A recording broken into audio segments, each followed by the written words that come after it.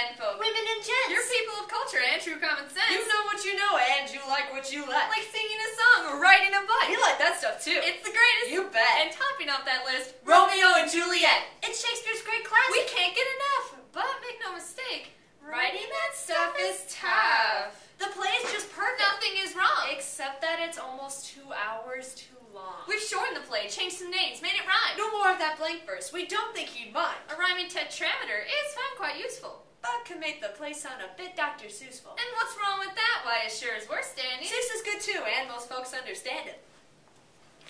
Romeo and Juliet. Long and boring. Green eggs and ham. Short and sweet. William Shakespeare and Dr. Seuss. I have no idea where you're going with this one. Me either.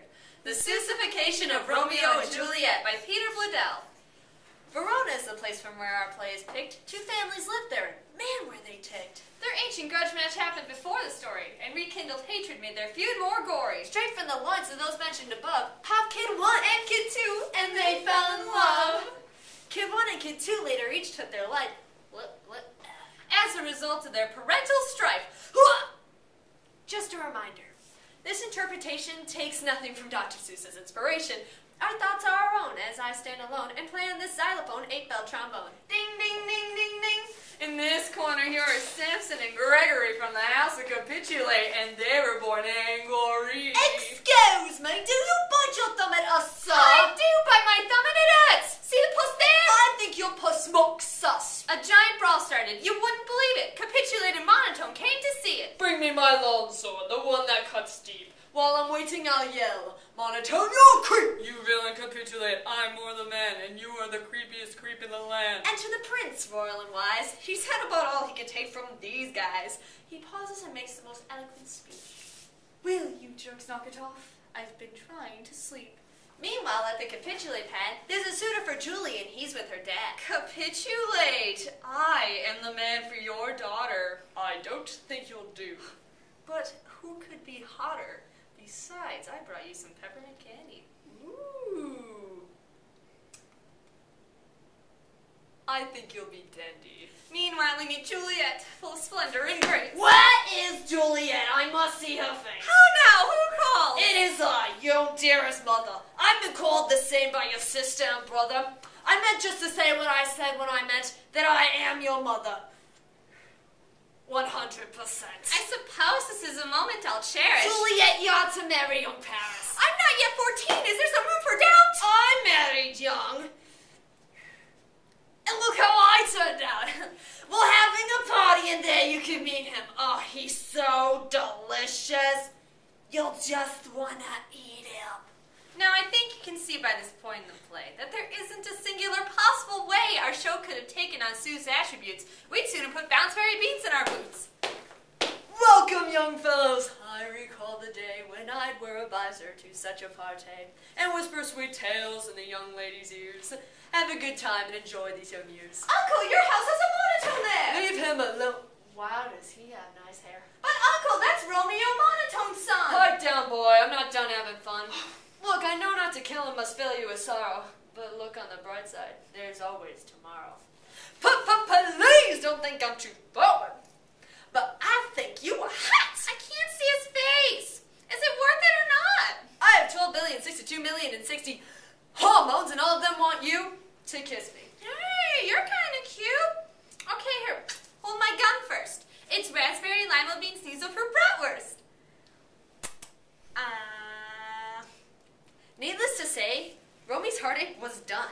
He met a new girl and she had good gum. All of the guests from the banquet had parted, but not Romeo. He was just getting started.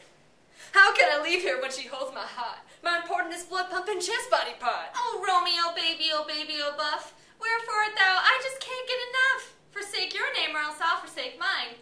But if I forsake mine, there's a $10 fine.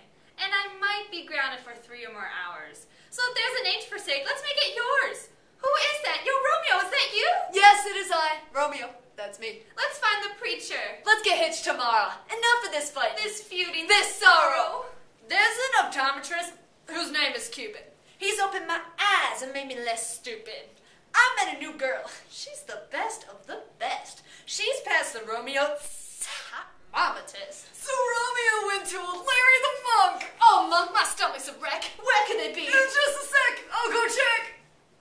Here she comes. Hey, Juliet. I'm sorry that we are late in getting here. I just had to use 8 cans of spray in my hair, so don't let it match. Oh, no, I won't. Time out. So where's the mom? Oh, for crying out loud. Well, I couldn't find Juliet anywhere. Hey, this girl looks good in my very hair. This is Juliet, you knucklehead Monk. Settle down, Tiger. I don't need this, punk. All right, kneel down. Let's make this quick. I gotta floss my cat so he won't stick. Both of you make sure your rings are switched. You may kiss the bride. I pronounce you hitched. Boing. Boing. But not all was happy in this neighborhood. Mercutio and Tybalt were up to no good. It happened that they had both come to a place where they stopped and they stood, nose to nose, face to face. I am east-going, Tybalt, I say. You're blocking my path. You're right in my way. I am Mercutio. I always go west, so you better step aside if you know best. Didn't you hear the words from my mouth? I won't budge an inch to the north or to the south. I challenge you then to a bumballoon battle. You think you can beat me? Ha, fiddle faddle. Oh, I caramba, I've been bumballooned. I am the victor of this lame buffoon. Romeo! Friend, are you dying? No, I'm feeling fine, and I am lying. Oh! Let me pull this bum balloon from your breast. Please, I'd prefer that you call it my chest. Sheesh, this stuff bum balloon's really a pain. With my own bum balloon now, I am slain. What in the world? Crap, how did this happen? You caught me off guard. I was too busy yapping. Since poor Tybalt's death filled their hearts with sorrow, they bumped Juliet's wedding day up to tomorrow. I need to get help. If I don't, then I'm sunk. This is a job for old Larry the Monk. Monk Larry, you've entered my bedroom. But how? Take the script, Julie. It's my bedroom now. Ooh, is this because of the magic of theater? Yes, my child. She's got less brains than a sea otter. Monk Larry, I need some assistance. My wedding's tomorrow, despite my resistance. To Romeo, you'll recall I am now wed, but they'd have you in Paris. Not if you're dead. Listen, I got a plan, but it takes guts. You gotta eat 2 of these death bacon nuts. But how'll Romeo know if I'm not really croaked? I'll send him an email and tell him our joke. In your tomb, when the last thread has been trod, we'll send in Romeo to collect your bod. The monk sent his email with details attached, but Romeo missed it because his PC crashed. Meanwhile, back on the beach in Gadid, we meet up with Romeo. That's where he hid. It must have been a broken heart that went crack. I'll kiss her one last time. I must now go back. Then I'll consume this authentic death cracker. It'll take me quickly out of the picture. Oh, Juliet, honey, to get here I ran. I tripped on a gravestone and fell on my can. That was phase 1. Now here comes phase 2. I'll eat this death cracker. I'll be dead too.